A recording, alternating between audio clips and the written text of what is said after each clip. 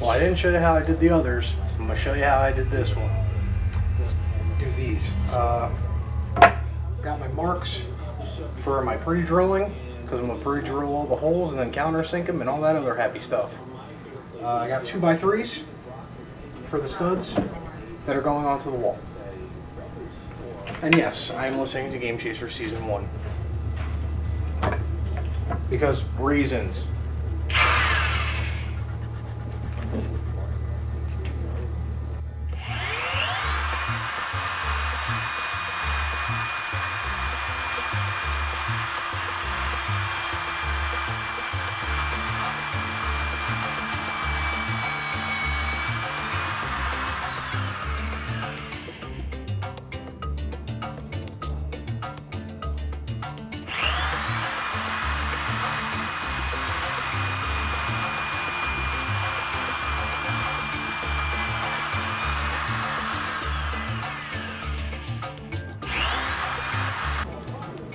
We're going to countersink all the holes so they're flush.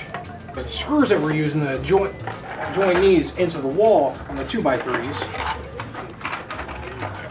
are 4-inch screws. It's going to give us enough bite and it's going to make us hold enough. Once again though, as in the first one, the two on the far ends are going to be in studs. The one in the middle, well, that's going to be using 80-pound drywall anchors. I'm using 4 of them so it can hold about, at minimum 250 pounds, at most 320 pounds.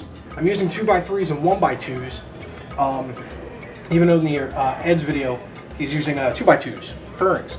I feel that it doesn't protrude out as much. The games protrude out a little bit more, but I think it looks sexier that way and you barely even notice it. So that was the biggest difference between the two. But yeah, 2x3s and 1x2s. So let me countersink these in. Also, it's going to be a little bit of a longer video, obviously.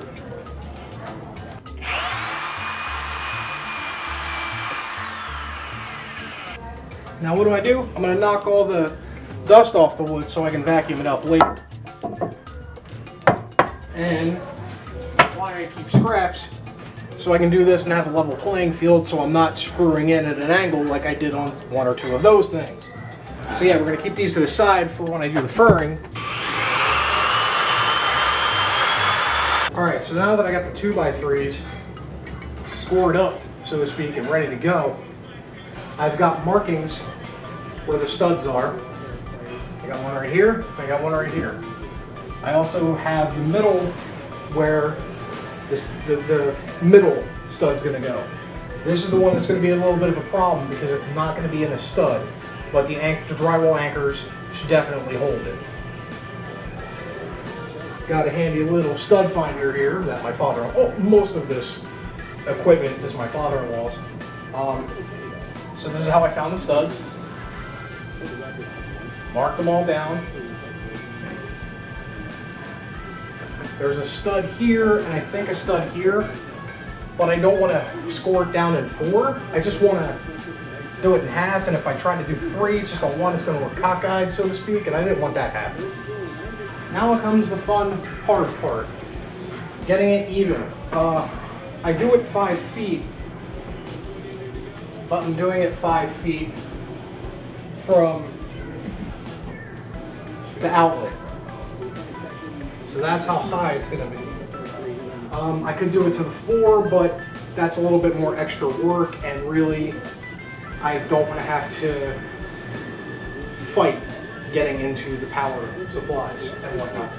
So at this point I'm going to find out where even is, get the first one in, and then take it from there. Also, these 2x3s, I have them cut at 5 feet.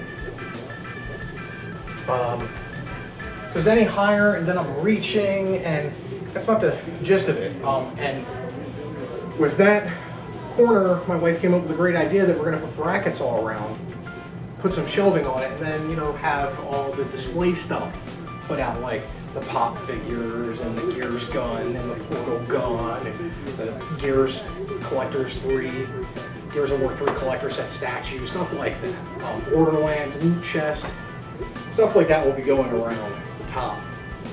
Now one way they could try to get it, make sure it's straight, don't screw it in all the way, just let it slide. Unfortunately that ain't happening here. And that's straight. Power of the level, folks.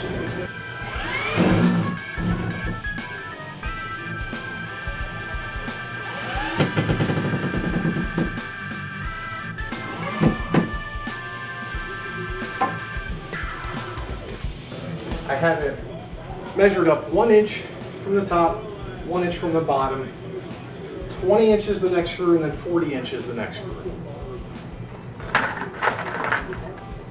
All three are like that, just to at least keep it consistent and even.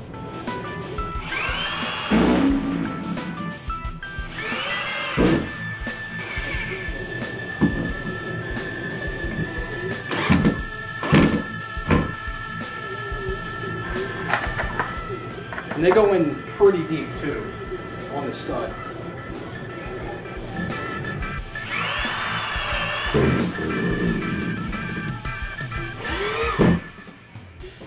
Now finally, third piece, we drill only a little bit in, just to get our marks, so we can put the drywall anchors in. Get our handy dandy level.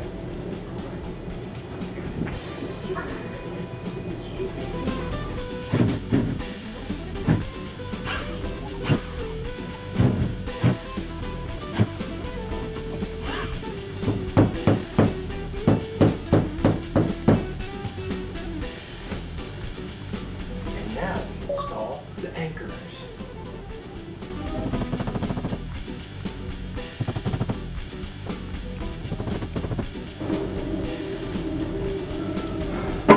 We hammer this shit in, then we screw it in.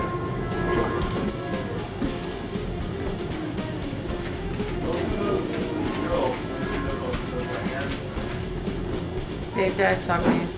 Yeah, you do it by hand. I can at least remember some of the stuff we did.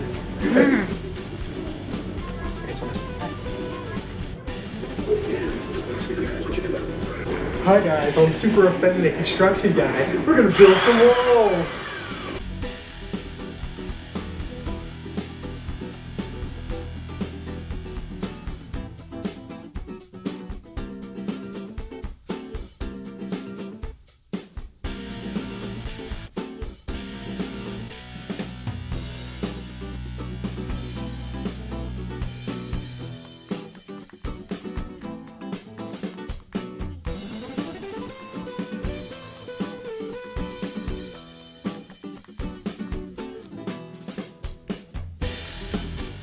Let me take that again. What I try to do is I try to butt up this furring against this stud and then mark off where I'm going to screw in to drill.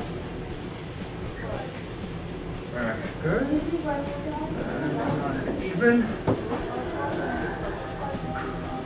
That's pretty even. Now on the end there's always going to be a little bit extra because I like to have longer pieces so I can cut it when I get home, as opposed to having two short pieces and literally having used this piece of wood. So I mark it and then I cut it downstairs. Like that. Like that. And I get pretty close on it. I know there's a better way, probably, of cutting these, but this is all I have at my disposal. So yeah. I'm waiting to hear the comments down below. How dare you do that like that? I'm ready for it. I understand.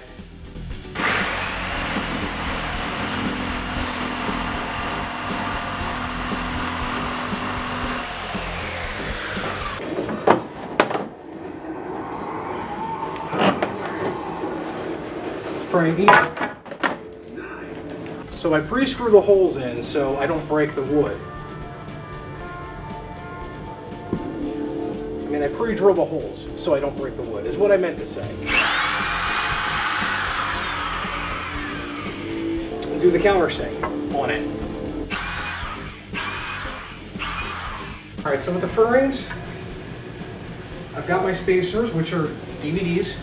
I have them all DVDs. I lay it across like so. Production. Gotta love it. I got that on film. Alright, so now that I have my spacers, which are just DVDs, because that's all pretty much is going up on this part, I moved up a little bit more than I did on those, on the corner piece, so they're not like so tight in. That's your real. Or not.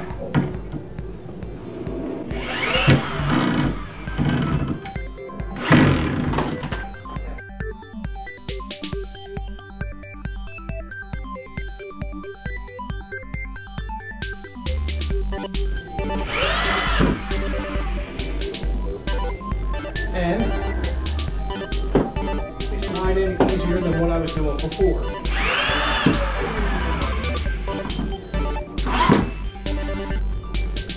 And there we go. 5x6. Once again, thank you EdT1138 for doing a video a few years ago that actually inspired me to do this. There's still some space needed, but hey. Also discovered it fits pop figures very nicely. But as you can see,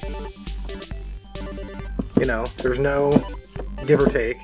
I mean, there's no getting stuck. You get them out easy. Even certain collector's editions. Unfortunately, those don't come up. Now the top shelf, because of the gap, I did that intentionally because of how the corner looked, because that's where all the Atari games are going to go, and probably the N64 collection as well. But you know, it holds some nice things. That top, that part is not gonna, in the future these are gonna be removed so we can put shelving all around.